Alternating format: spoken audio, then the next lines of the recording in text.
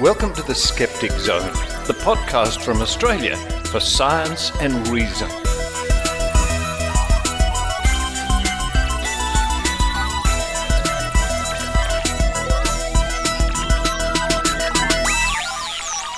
Yes, it's the Skeptic Zone podcast, episode number 816 for the 26th of May, 2024. Richard Saunders coming to you this week from the Skeptoid headquarters here in beautiful Oregon. And speaking of Skeptoid, later on in the show I chat to Brian Dunning, the host of the Skeptoid podcast, about some of the reviews and the reactions he has received and the impact made by his movie, the UFO movie They Don't Want You to See. And it seems a lot of people have been seeing it regardless, and a lot of people are not very happy. Find out more later on in the show. But to start this week's episode, you can count on Adrienne Hill and Janalee Morris from Calgary, Canada, head out to a Crystal New Age fair. Now, long-time listeners will know that many times we go to Mind Body Wallet, Mind Body Spirit fairs, and I always encourage people to go for themselves. Every skeptic should go to see what this is all about. Don't be an armchair skeptic. Adrienne and Janalee do just that, and you'll hear their report at the top of this week's episode. Then Adrienne returns with the Australian Skeptics Newsletter, written by Tim Mendham.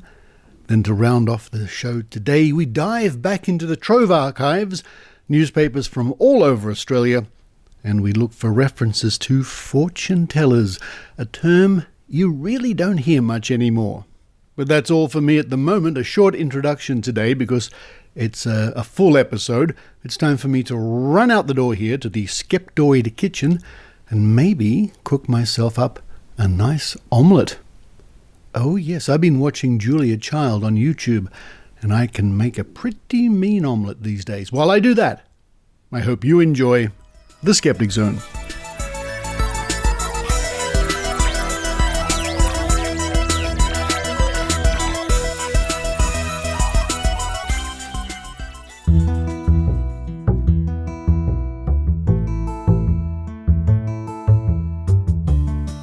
You can count on Adrienne with Adrienne Hill. Hello everyone, this is Adrienne Hill from Sparky Studios. That's from my car. That's my car's name. And I'm here right now sitting with Janalee Morris, who is the co-chair with me for the Week in Reason conference that we held last weekend. And she is also the president of the Rocky Mountain Atheists here in Calgary. Welcome, Janalee. Thank you, Adrienne. Thanks for inviting me. Yeah, and we're on a little adventure. We're going to a psychic and crystal fair. Have you ever gone to one of these before? I have never gone to a fair before. I have gone to a psychic once. Ooh, tell us about that. I must have been maybe 18 or 19 years old, probably at some kind of a carnival. And I did go in and talk to a psychic, and it was pretty bananas. Did you feel like they told you things that they could never know? There's no way they could ever know at the time? No, she told me that my best friend was going to be in a horrible car accident and was going to end up in a wheelchair, and that like all kinds of totally bananas things like that were so far-fetched that it's very interesting because that's pretty specific. That's very unusual, yeah, from what I understand. Yeah. And did any of it come true? Of course not. Of course not. Well, I have never been to one of these either. So it will be really interesting to check it out, and we'll share our thoughts afterwards.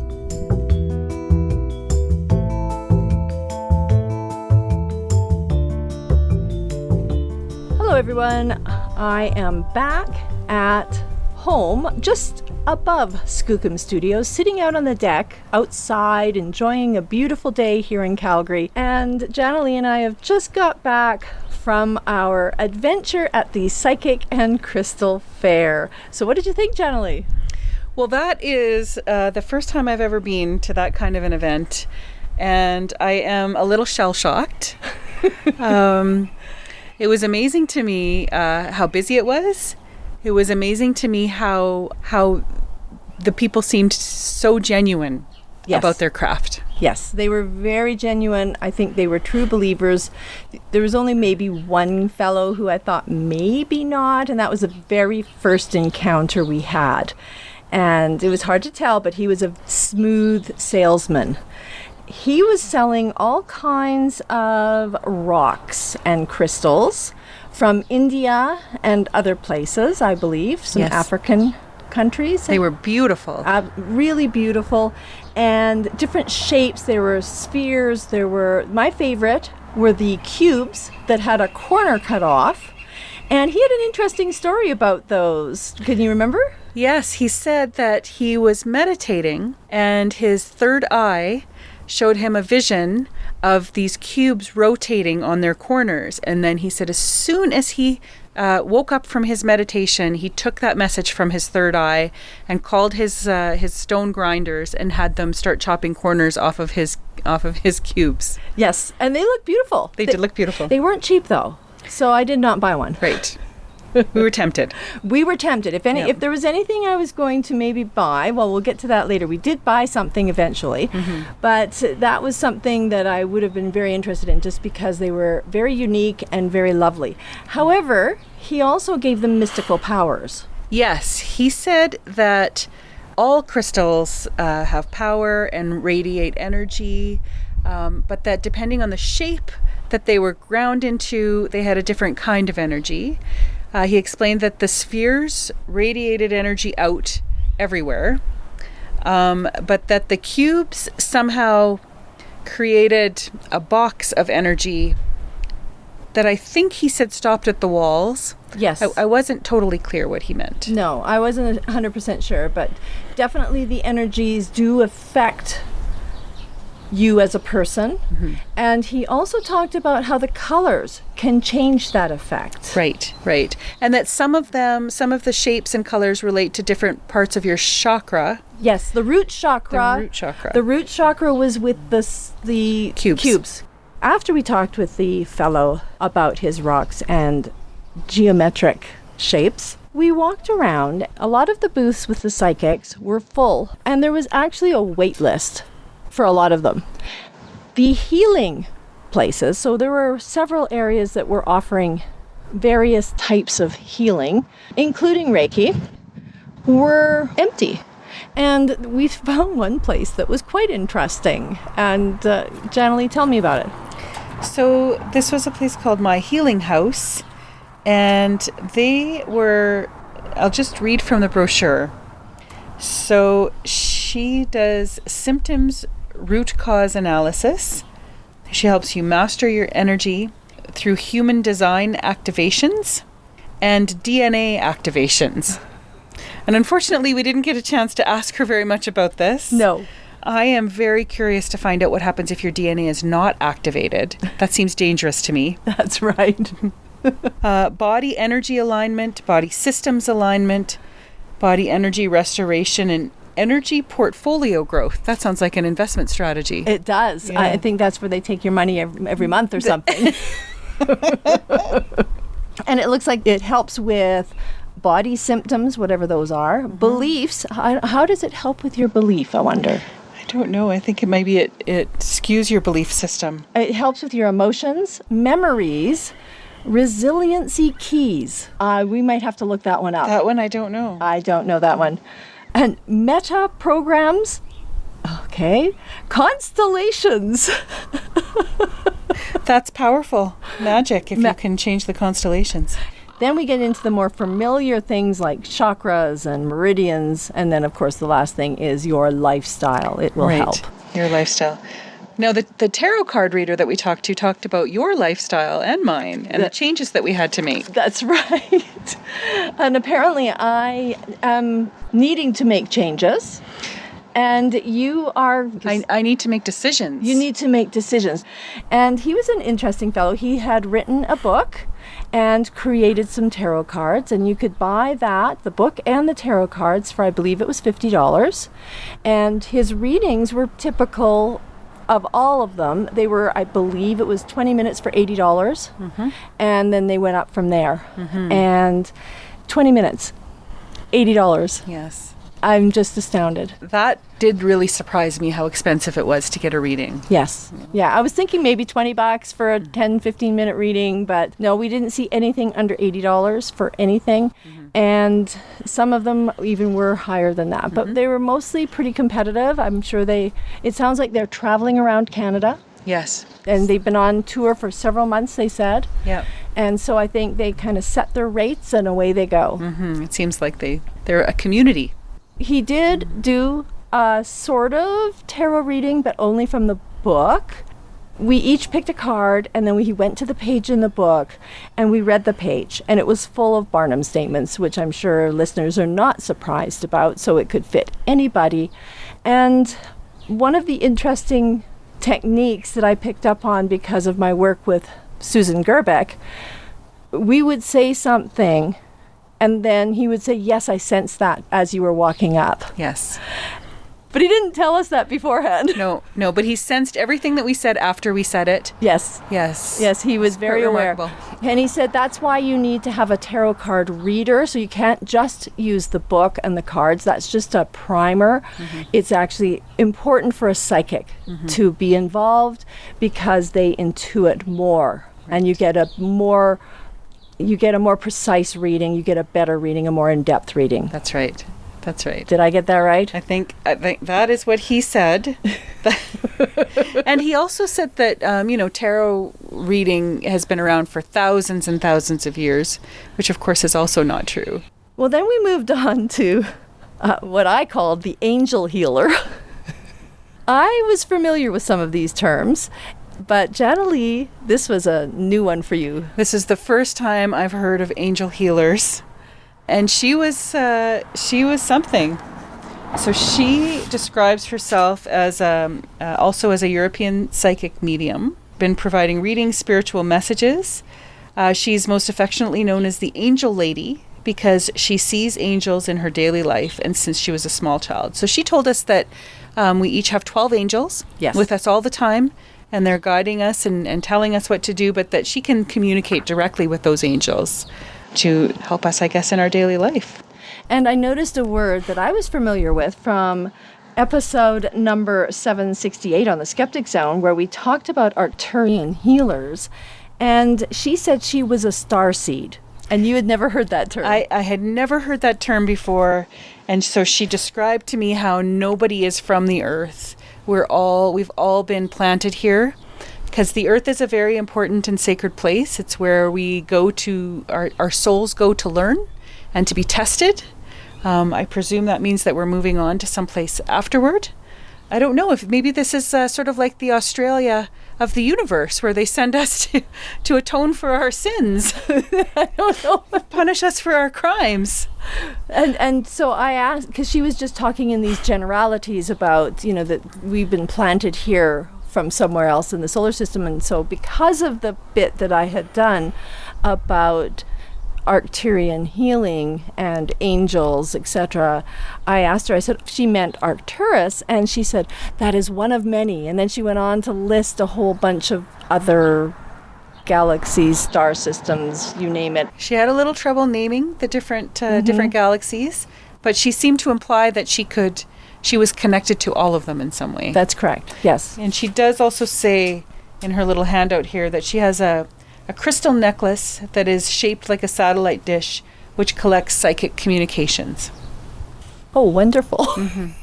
And it was kind of a fun moment, actually, because I played the believer, and I introduced this woman to Janalee, and I said, this is Janalee's first time. She's not familiar with this. Could you please explain this to her? And thankfully, she mistook my facial expression of kind of shock and incredulous disbelief to thinking that she had somehow blown my mind with this new information and this new revelation that she had made to me. And I was gesturing thumbs up to her to keep going behind Janalee's back, that she was doing a great job. She was actually explaining, and she revealed the mysteries of the universe to me. Yes, but I don't think you were quite ready for it. No, I'll have to clean my chakras and go back. I think so. So the last place we went to was on our way out, and the vendor there had these beautiful bracelets that we were admiring. And one that I really liked had the evil eye. They were evil eye bracelets. And she was telling us how they would protect you from negative energy or negative whatever. But what we ended up buying, or you bought me, so thank you, Janalee. You're very welcome. Were solar system bracelets. Yeah. With different stones that represent each of the planets, and then a number of other beads that sparkle that represent the stars. And it's actually really a lovely bracelet. It's beautiful. It really is beautiful. And they weren't too expensive. I mean, some of the stuff there was very expensive. This wasn't too bad. Nope. And I left to go and get an aura photo, which ended up, by the time I got over there, the lineup got too long and I thought I can't be bothered. But I kind of wanted to go through the experience of getting an aura photograph. When I came back, though, you'd had an interesting conversation with this lady. She was explaining to me that we may have to clean our bracelets from time to time. So my mind is thinking, do we just use soap and water for that? But no, that's not right. What happens over time, apparently, is they can stop working because they've absorbed too much negative energy. And so what you need to do is put them in a windowsill during the full moon inside, or you can speak to them. You can sage them. And what does that mean, to sage them? Burn sage and let the smoke engulf the bracelet. Apparently that cleanses the negative energy. Or you can pair them with another crystal.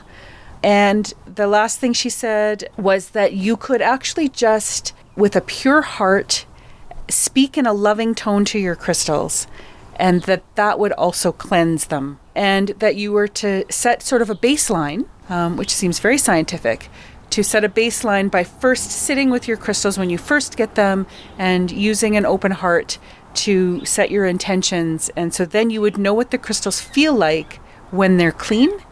And so then you would be able to tell when they're no longer working and they need to be cleaned again. Wow.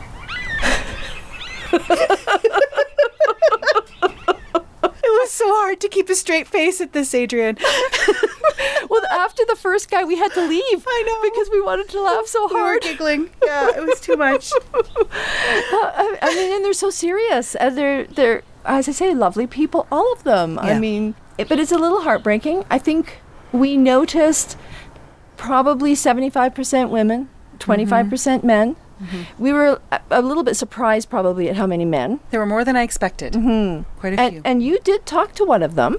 I did. When we first got there were two young men entering in for the door prize draw, which we also did. And I asked them, what brought them here, and they had come to bring their mom on Mother's Day for a reading. That was her Mother's Day gift. That's right. But they had been to other ones. Yes. This was not their first rodeo, as we say, and they seemed very genuinely interested. Yeah. And we saw men getting readings. Mm-hmm. And the vast majority of the vendors and the psychics were women. Yes. Yeah, so most of the vendors were women. Most of the people were women. Well, thank you so much for coming along with me. It was much more fun hanging out with another fellow skeptic versus going all by myself. So thanks for making it fun. Oh, thank you for inviting me, Adrienne. That was a hoot. Thank you. Until next time, this is Adrienne Hill.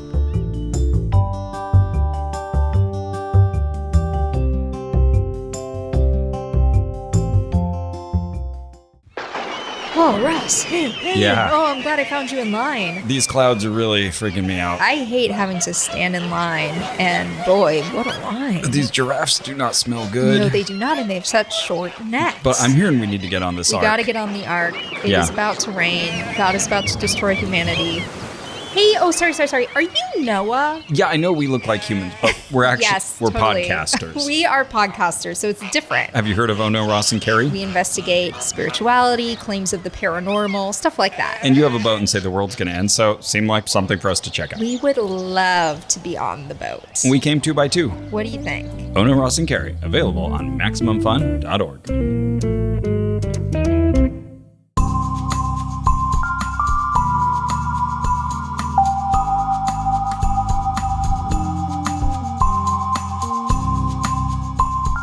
Brian Dunning from Skeptoid. We're in Skeptoid headquarters. Not many people get to visit Skeptoid headquarters, but here it is. I was hoping you would one day come to visit. I mean, I have been listening to the Skeptic Zone for a decade, and I've never been on before, ever.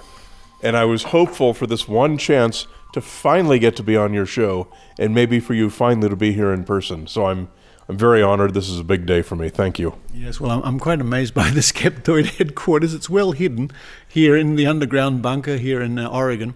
Now, your movie's been out for how many months now? It came out in August of 23, so whatever that is. And very soon, I notice you'll crack the 1 million views on YouTube, which is great. I think within about a week, yes. Yeah. Well, congratulations. It's no small thing to crack 1 million views. I've done it. Well, of course you have. But here's the you're an internet personality. I'm just a guy. As I was about to say, my one video on YouTube that cracked 1 million is all about Death Valley gravity, with you clowning around with me in Death Valley. That's right. So the reason it cracked 1 million is because I actually appeared in it and not you. That's right. That's what you're saying. Speaking of Death Valley, I believe you're heading that way in a couple of months. That's right. We are holding our first Skeptoid adventure, an official adventure tour for Skeptoid listeners or for anyone who wants to join us. We're going to Death Valley. We're going to be there for 3 full days, and we're going to see all of everything that everyone would want to see, but also some sites that are very difficult to see for the average person. Now, we're not talking about this trip in the hopes of you snagging people, because it's sold out, right? It sold out very quickly. Yeah, we were worried about, because it's not inexpensive to take people to Death Valley, all expenses paid, lodging, food, meals, and everything. Meals are not easy to come by in Death Valley. No, transportation and everything is kind of a big deal to put together, but it sold out almost immediately. So apologies to the many people I know who have already joined the waiting list and who are hoping to come with us, but we did what we could. So we'll do something again next year, obviously. Sounds like a great adventure. Now, just getting back to your movie, I've been having a very interesting time going online and looking for references. What impact this movie of yours has made since it's been published to the internet, to the people out there, to reviewers, to skeptics, to believers. You've got some nice reviews, I must say. I'm just looking at some now from Psychology Today. Conclusion: Dunning's documentary is a fantastic lesson in how to think critically. That's nice.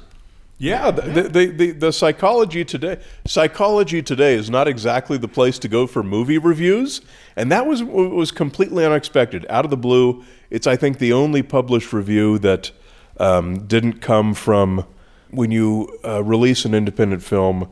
There's all kinds of places that it gets publicized to and everything, and places where you can pay for placement and you can pay for reviewers to look at the film and everything.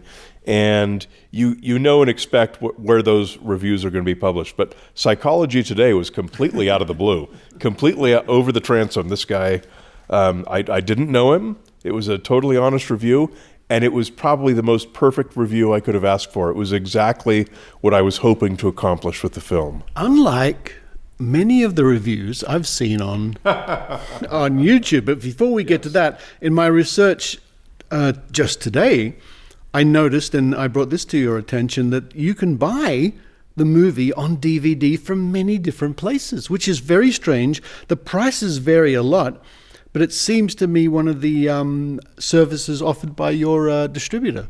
Yeah, that was something that the distributor had announced that since I released it, that, hey, we're making certain films available on DVD. Not Blu-ray, unfortunately, and I don't know the reason for that, but on DVD. And so, yeah, you just alerted me today that had finally come true, and it's available pretty much everywhere you can go online where you might buy a DVD. This is the UFO movie They Don't Want You to See is available there. It's quite interesting. So if you're in Australia or anywhere in the world, you can actually have a physical copy of this sent to you. Just Google the movie and DVD and you'll find that out. But what I was saying is you have mixed reviews. Let me say that you've had some good reviews. And I've noticed, and rightly so, on your website, you've put your awards. The winner of this film festival in Toronto, Geek Fest, winner of the Brooklyn Sci-Fi Film Festival, winner LA Sci-Fi and Horror Festival, best documentary, this best director at another festival. So that, congratulations, and so you should put that stuff up on the website, because why not? Yeah. But if we go to, and I was just looking at today at some of the more interesting comments, the more interesting reviews on YouTube. Let me talk about that, because when you release an independent movie, it comes out on streaming services, and streaming services will launch it, and they may or may not promote it, meaning recommend it to people. And so when the distribution happens and it comes out on all the streaming services, each one of them has some little hump in the number of viewership. It comes and goes. And once you're past all of those humps, the best thing to do in terms of getting the most number of people to see it is to put it on YouTube. And so I did put it on YouTube just about January 1st of 2024, I think. Yeah. And that's the first time you actually get comments back, because when it's on streaming services, you don't get any feedback from the people who view it. But once it's on YouTube, it's on your channel, so you can see the comments that all the people. How many comments are there? You have 5,200 at the moment. Yeah, that's it. 5,000 comments, and you're now dealing with an audience of people who are on YouTube who are deliberately searching for UFOs. So you can guess what their sort of starting assumption is about UFOs. Well, let's have a look. We have many comments, and it's really strange. I tried to do a quick straw poll when I was looking through. I think more are probably negative, simply because UFO believers are running there to have a look at them, and they're incensed by what you're saying. And I noticed there were even more comments in the last couple of days, so people are still on there madly commenting. It's very active. It's had a new bump, and it's the viewership has jumped up again. I don't know why. It's getting found or recommended again or something, but it's getting a lot of views again after a couple of months of not very many. Apart from some silly conspiracy theories up there and people saying, I know what I saw, the biggest criticism I've seen from people out there is what we call the Galileo fallacy. They laughed at Galileo. In other words, in the movie, you've got people saying you cannot change the laws of physics, Jim. You can't break the laws of physics. Yeah. And so many comments are saying, 100 years ago they laughed when they said, people could fly and this sort of thing. Right. So folks, if you go to YouTube and have a look at the comments, you'll see many like that. This is a great review ending with "that person is an idiot," meaning you. I thought that was very insightful. Again, here's another one saying, before traveling faster than sound, breaking the sound barrier, people were also told it's not possible to go faster than sound. You'll find lots of comments like this. One here, okay, Brian Dunning focuses on science and skepticism, as if that's a bad thing, I suppose. This is the kind of person who is holding humanity back from consciousness development and ascension. How about you're the one? Well, I will confess that I am not pushing humanity toward consciousness ascension. And you'll see a lot of comments with conspiracy theory. This video is so condescending, blah, blah, blah. It's obviously sponsored by the Pentagon goons. Yeah, that's fascinating to me, because we've got a case. You remember how there were some of the people who, with the JFK assassination, there were people who said he was killed by the CIA and will also, in the same sentence, say he's still alive somewhere. There's this incredible cognitive dissonance. So some of these people who are saying the government has now admitted that UFOs are actually alien visitors, so you're wrong, Dunning. They're also saying you must be being paid by that same government to disprove, to say that UFOs aren't actually visiting. There's not much thought going into some of these comments. Here's one by a YouTube subscriber, I guess, called Ray Hughes, who was saying, who funded or sponsored this? That is the first question to ask. And I thought to myself, well, you're too lazy to find out. You stated right from the beginning who was funding this. It was crowdfunded. Yeah, Their names are on the screen. They're right there. Who funded it? They just don't believe that. They figure the only reason anyone would say that aliens don't actively visit the Earth is that you're being paid by the government to say that. Yeah. Oh, let's end with the funniest one. You told me about this some time ago, and you'll find, if you look, folks, you'll find several along this. Let me read it out. Wow, Brian, you're not in the desert. You're obviously standing in front of a green screen. That's not your voice either. And the smile is fake too. I'm going to skip this because, well, I'm already convinced none of this is going to be real. There are several comments stating that you're faking your monologues, your tie-ins throughout the movie, where you're clearly standing in the desert. It's extraordinary that people would think that. Yeah, there's a shot throughout the whole film where I was narrating it, and I was actually in the desert at the Radio Observatory in Owens Valley, California, and I had been planning to do all the narration from a set, which I was actually going to build here in my barn right outside the house here. Yeah. And a very dear friend of mine, Neil Johnson, who is a brilliant director and cinematographer, persuaded me over the phone, over many nights, many phone calls. He said, we must go out to the desert. We must do it here. I will do all the cinematography. I will do the audio and everything. And he was absolutely right. It was a beautiful camera setup. It was a beautiful location to be in. He had the world's most expensive possible equipment. He had all red camera equipment, which is a very high-end line.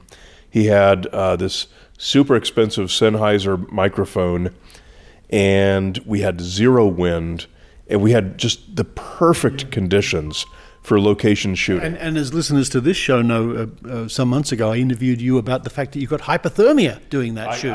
I got hypothermia, yeah, which resulted in, long story short, which resulted in us starting to film as the sun was setting into the dark and finishing the filming as the sun was rising from the dark into the made morning. For a lovely bookends to the movie. Which would not have happened if I hadn't got hypothermia. You would have ended it in the middle of the night or something. Yeah. But anyway, we were absolutely there, obviously. Yeah. It was the best place to do it. The equipment was so good that the audio was great, the lighting was great, the camera work was great, and that's all just because Neil is a cinematography professional. He does absolutely beautiful work. And I'm reading all these comments. I saw comments that said something like, "We know that this was done that this was faked in a studio because the audio was so good." No, it's because there's good microphones out there. And this was the worst green screening I'd ever seen. Well, first of all, it wasn't green screened at all. What do you think you saw that suggested that it was green screened? But not only just green screened, but the worst green screening you'd ever seen. And your voice is fake. I mean, someone said, I think I only saw this once on YouTube, but someone said the voice was fake. Like this isn't my real voice. Like it's through some AI processor or something. Who knows? Folks, it's a great documentary, of course. I hope you've seen it. But if you have the time, why don't you flip through some of the comments on YouTube? Because people get down rabbit holes, and you got people coming in to defend you, and there's threads that carry on, and they're arguing backwards and forwards about science. I guess in a way it proves that the movie is making an impact, isn't it? It's certainly striking a nerve. And I should point out that the comments are 10-to-1 negative. They are, yeah. However, the thumbs up, thumb down is like 83%, 85%. So most people are thumbs up. But the people who take the time to comment are the ones who this really attacked their sacred cow, attacked their worldview, and they took the time to comment. Well, many of the comments are not very thoughtful, like "you dumbass" or something like that. That's as far as they get. Yeah. The most of the most insightful comments is, "This guy is probably paid by the CIA," and that's as insightful as it gets. So there were, folks. If you go to the UFO movie, you can see all the links. You can see it on YouTube. Have a read of the comments, and it's available on other streaming platforms. And as we discovered today, you can even get your own DVD copy of the movie. If you're one of the people who contributed financially to the movie being made, you can be proud that you put your money towards a very good movie, which has caused a lot of talk and a lot of positive comments. Despite all the negative ones, there are plenty of, in those thousands of comments, there are plenty of people who are saying thank you for the movie and really appreciate it. Well, the fact that the SETI Institute, which is probably the most highly esteemed astronomy institute on the planet, chose to feature the film in their movie night back in October of 2023. That was the absolute pinnacle of all I could have hoped for validation that I was doing good work. So, I mean, for me personally, it began and ended right there with that. I'm super honored that you've finally agreed to let me come onto the Skeptic Zone after all these years. I've been emailing just between you, the listeners, and me. I've been emailing Richard probably weekly, begging to come onto the Skeptic Zone finally. Yeah. Well, they normally go straight into the spam folders. That's why it's been so long, but I'm finally here. So. Brian Dunning, cheers. Thank you.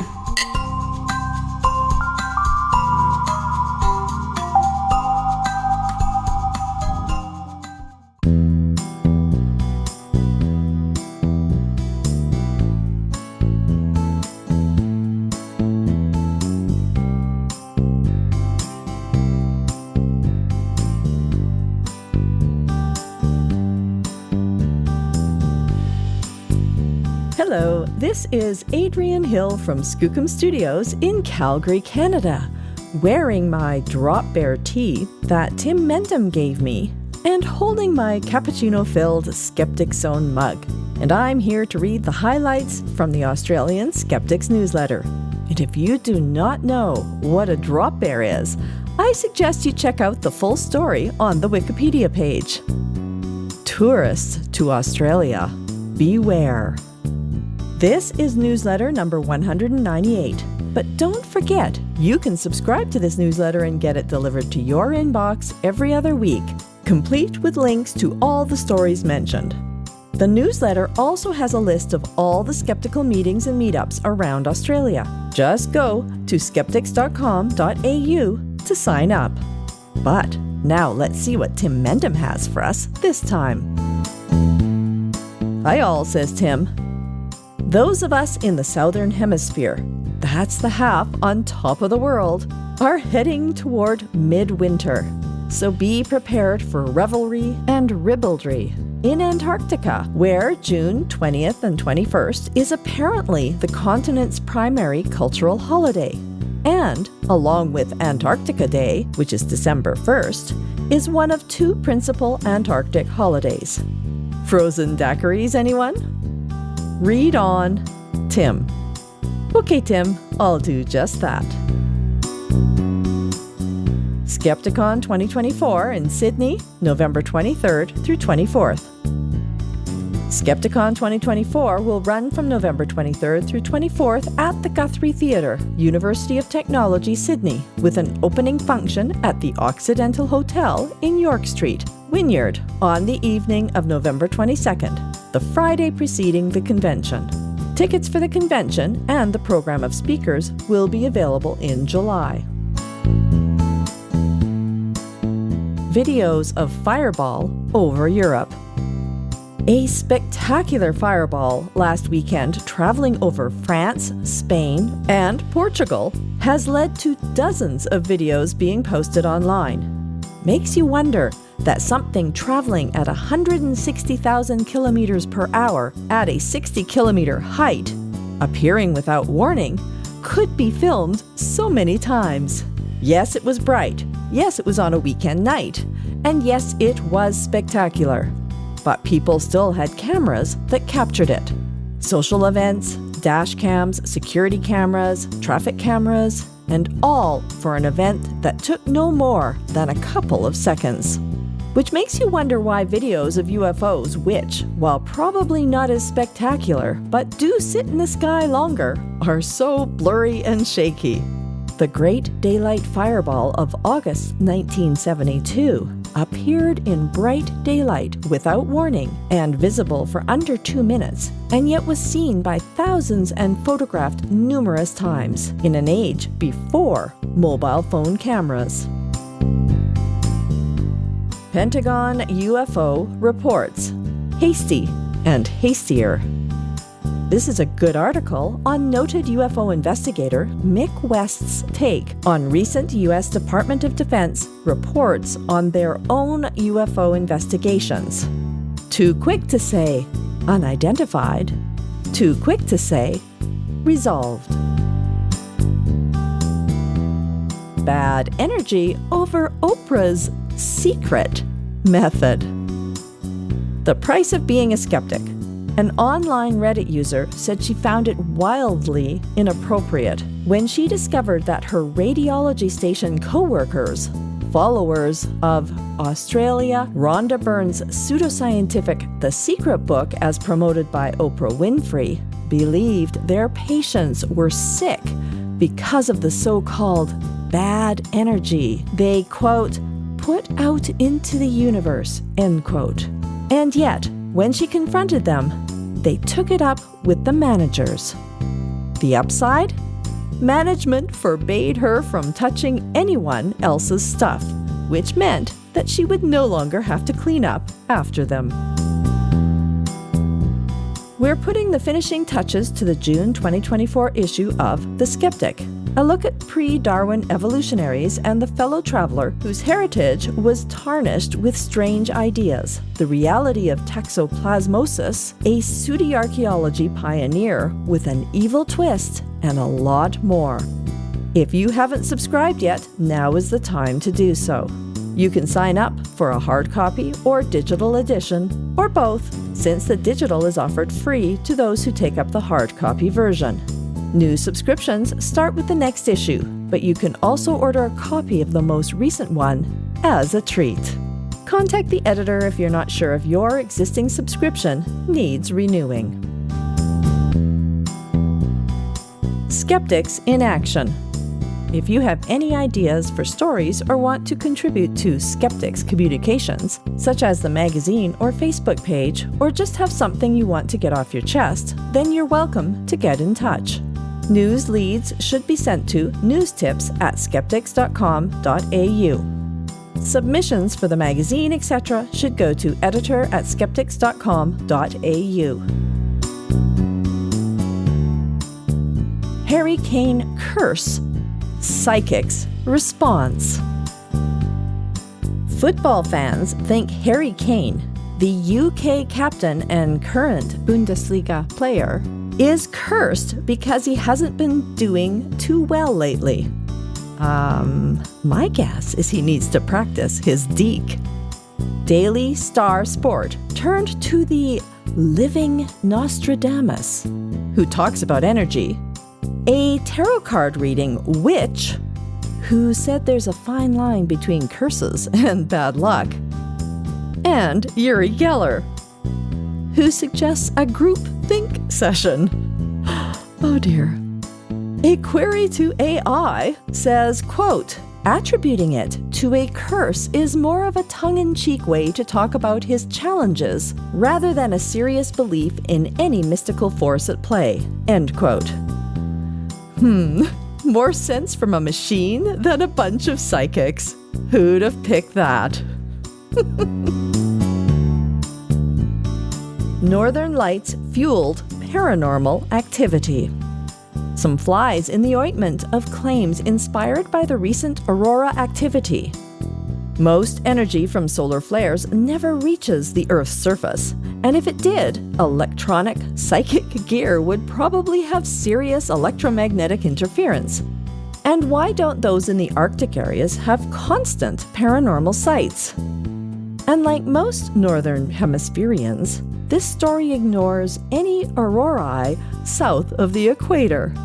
Presumably, penguins would be paranormal as well?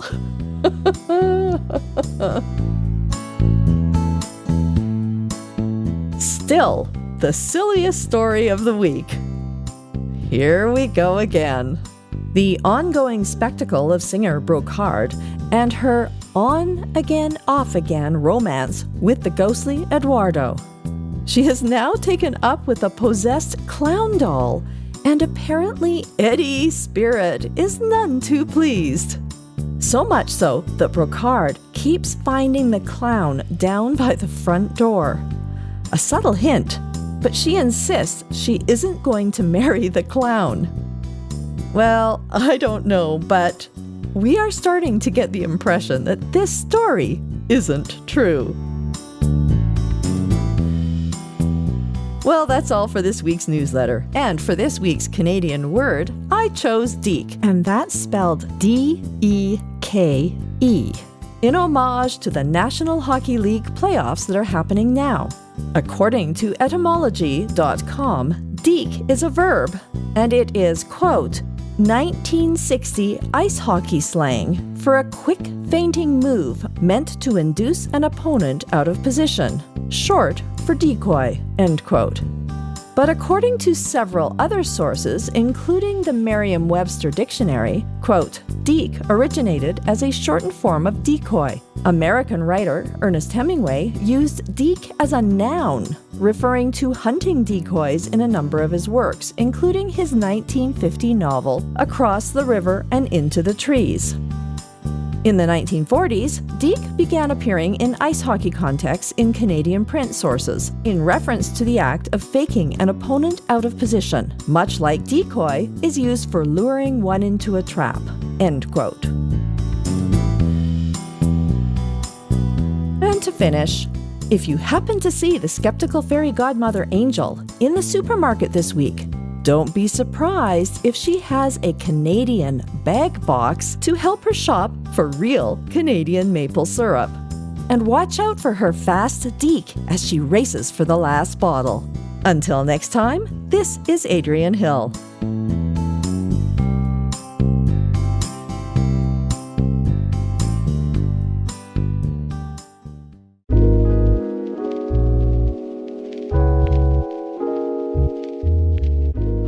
This is Susan Gerbic from Psychics Explained. That's the YouTube channel where we discuss and analyze in great depth all those people who say that they can speak to the dead, all those readings, how they look like they're actually communicating with people. Why do people fall for this?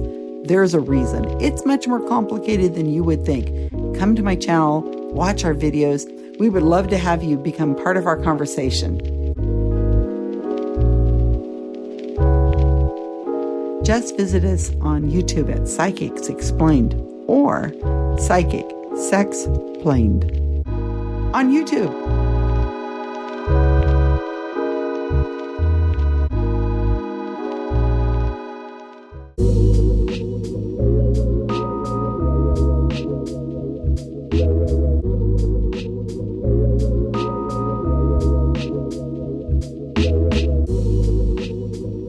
Now it's time once again to go back to those archives at Trove, at trove.nla.gov.au, your online resource from the Australian government. Thank you, government. Sometimes. Well, you know. And the National Library of Australia. Thank you, librarians, for the hard work putting together all these archived newspapers and clippings and magazines and so on. What a monumental task it is. But we're certainly glad there are people doing it, and this week I thought we'd look at something, a term you really don't hear much anymore, although as soon as I say it, you'll know what it is: fortune-telling. A lot of these terms from the old days, such as fortune-tellers or fortune-telling, has simply been replaced by the word psychic. It seems to be the coverall, the word that sums up what most people think they have or do. Some people say they're clairvoyant, but generally speaking, you'll hear people talking about how they visited a psychic, not a fortune teller. And our search takes us back quite a few years. A lot of references to the term fortune telling or fortune teller. Well, they come from, well, about a century ago or so. And so let's start with the Beverly Times from Western Australia, dated the 27th of February 1909. Fortune teller punished. Albert Peter Ferguson was before the Redfern, New South Wales Police Court on Tuesday on a charge of fortune-telling. Ferguson described himself as a spiritual medium. Mr. Mant, Crown Prosecutor, and you know what? I think we've mentioned Mr. Mant in Trove before over the years. That name seems familiar. Crown Prosecutor said that the case was a clear one of imposition by means of fortune-telling. Several of these impostors and pests had already been punished. Mr. King, SM, found the charge proved. He had made up his mind that if ever a case came before him, he would make an example of the offender. It was nothing but fraud on poor silly women. He sentenced Ferguson to 3 months' imprisonment with hard labour. Imagine that, somebody posing as having some sort of mystical paranormal power being sentenced to prison. A little bit drastic, I think, but then again, if you consider he's being sentenced for deceiving people and taking their money, well, fair enough. And now we go to the year 1918 in the Telegraph from Brisbane, Queensland, dated the 7th of March, and it's very difficult to read this because the print is somewhat faded, but we'll do our best. Fortune teller baffled. The beautiful young woman interviewed a fortune teller on the usual subjects. "Lady," said the clairvoyant, "you will visit foreign lands and the courts of kings and queens. You will conquer all rivalry and marry a man of your choice. He will be tall and dark and aristocratic-looking." "And young?" interrupted the lady. "Yes, and very rich." The beautiful lady grasped the fortune-teller's hands. "Thank you," she said. "Now tell me one more thing. How shall I get rid of my present husband?" Oh, dear. In 1934, on the 9th of January, in the Maryborough Chronicle, Wide Bay and Burnett Advertiser, what a name, and that's in Queensland, under the title of Fortune Teller, expressing regret and promising not to offend again, Martin Gurney, aged 51, was fined £5 at Manchester lately for pretending to tell fortunes to policewoman Ball. The detective stated that the police had received complaints from married men of the distress caused to their wives by what defendant had said to them when pretending to tell fortunes. After cutting cards, defendant added, "Yes, you will lose your husband, but there is brightness and money coming to you." And I can't help thinking if Martin Gurney, aged 51, believed in the cards or not. Maybe he did, we don't know. In 1938, on the 21st of December, in the Argus from Melbourne, fortune teller fined. "I am not surprised that many of these fortune tellers come to believe it. They say it so often," said Mr. Freeman, PM. I'm not sure what PM stands for in this case. In the district court yesterday, when Peter Burns, aged 45, of Drummond Street, Carlton, was charged with having professed to tell fortunes. "They are like George IV, continued Mr. Freeman, who thought he really had won the Battle of Waterloo, he had told everyone so frequently. A fine of £10 in default, 14 days imprisonment was imposed, with 2 shillings costs. A stay of 14 days was granted." And wouldn't it have been interesting to be in the court to observe that at the time? And now in the year 1949, on the 26th of September, in the Daily Mercury from Queensland, fortune teller paid fortune. A disillusioned mother and daughter told Milwaukee police how they had slaved for 18 years to pay $50,000 to a fortune teller to keep ghosts from them. They alleged ghost chaser Mrs. Angeline Fariner was arrested in a police raid on her home. Mrs. Mary Sanfilippo, an Italian immigrant and her daughter Rose accused Fariner of demanding weekly payments from them for over 18 years to keep ghosts from driving the family insane. They went to the police when money they had earned by operating a tavern was exhausted. Blessed tavern. The family said it all started when they opened the tavern 18 years ago and paid Fariner $50 to bless it and bring it prosperity. From then, Fariner allegedly demanded that money be paid at midnight each Monday on threat of ghosts. Fariner said the spirits were giving her a terrible time, and if we didn't do something in a hurry, they'd be after us, said Rose. Police said Fariner owns 3 cars, 3 cottages, and a flat and other property. And that reminds me of the scam that is still going to this very day, where people will say that you're cursed, or your money's cursed, and if you pay me the money or something or other, we can alleviate you of the curse. And along the same vein here of fortune tellers running foul of the law, way back again, we go back to 1909 on the 29th of October in the Star from Sydney. Fortune teller sentenced. Mr. A.N. Burnett, SM, this morning at Central Police Court, sentenced Laura Hutchings, who appeared on an adjourned information accusing her of presenting to tell the fortune of Constable Burnett with intent to deceive, to 3 months hard labour. He suspended the sentence on the understanding that Hutchings left off the practice and found a surety of £15. The magistrate refused to accept the defendant's own surety. Details of this case were published last Friday. Now here's a strange one from, 1922, 4th of August, in the Canowindra Star.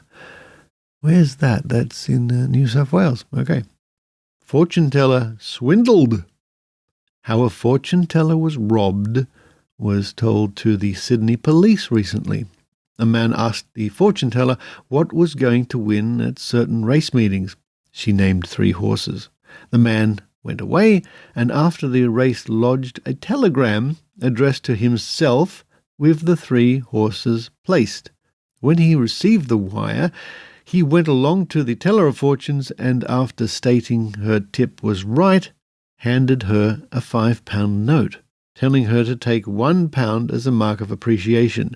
He was handed £4 in change, and later the woman found the fiver was a forgery. I guess that fortune teller wasn't too good at peering into the future. And incidentally, while researching this topic, I did find lots of little news items, 2 or 3 sentences, about fortune tellers being fined and or imprisoned. And along those lines, or fortune tellers ending up in front of the law, here we have the Geelong Advertiser from 1903 on the 6th of March. Another fortune teller. Another of the fortune-telling sisterhood was dealt with today. The defendant was Carrie Theobald, otherwise Madame LeCroux, and her case was heard at Carlton. It was shown that Detective Cantlin purchased from the lady a florin's worth of information concerning his future. He was told, per medium of cards, that he was going to journey, would be very lucky in speculation, and that he would meet a dark man and have a drink with him. Further, he learned that he would live to 72. Well, it's a little bit disappointing. When on a later date he called on her with a warrant, she denied that he had ever been to see her. Mr. Carr said the defendant would plead guilty to avoid the trouble and expense of being sent to a higher court. The fortune-tellers had been allowed to carry on for years and had no idea they were doing wrong. And finally, let's go to the year 1932 on the 8th of September in the Northwest Champion, Moree, New South Wales. Fortune-tellers' secrets. A remarkable story of the intricacies of fortune-telling was told to the Paddington police following the arrest of an, quote, Indian seer, end quote, who is said to have been born in Ceylon of Dutch parents. It was alleged that the seer's wife was a confederate in the fortune-telling game and gained the confidence of girls of a city emporium where she was an employee, learning their secret hopes and fears and passing on the information to her husband before the fortune seekers visited him. Such was the remarkable extent of his powers that he gained quite a reputation in Paddington. On one occasion, however, he was visited by a woman who had not previously made the acquaintance of his wife and became indignant when he wished to charge her 2 shillings for a casual conversation on generalities. As a result, the police visited a home at Woollahra and arrested a man who describes himself as a painter. Well, there we are. Does fortune-telling favour the bold? I wonder. Again, it's a term you really don't hear much anymore. It's sort of gone by the wayside. It's more now in the realms of funny comics or old movies or people's memories from decades ago. I mean, for example, if you read about the Mind-Body Wallet, the Mind-Body Spirit Fairs, the New Age festivals, it always says psychic reading room, not fortune tellers.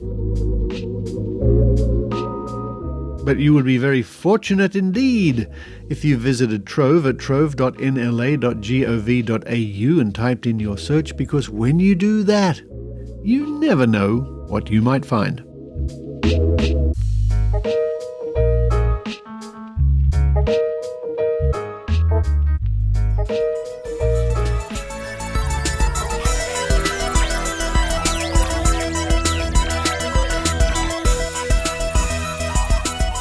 Thank you for listening to the Skeptic Zone podcast. Now, if you happen to be in the Bend area in Oregon, on Tuesday, this coming Tuesday, May the 28th, why not come to Nerd Night, super science trivia, and a presentation by me about strange energies unknown to science. There's a link in this week's show notes. It's at the Poorhouse Brewery, P-O-U-R, and it's a wonderfully fun night, lots of trivia, lots of fun, and I'd be glad to meet you.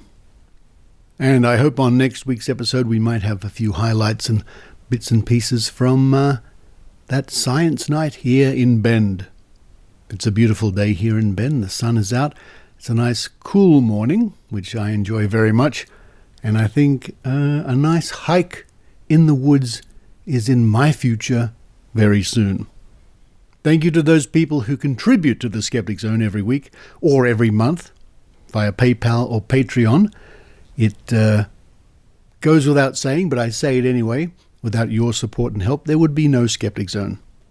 And for those people in Australia where winter is descending, and you've got the coughs and the colds, I trust you get better soon. But for this week, this is Richard Saunders signing off from the Skeptoid headquarters here in Bend, Oregon.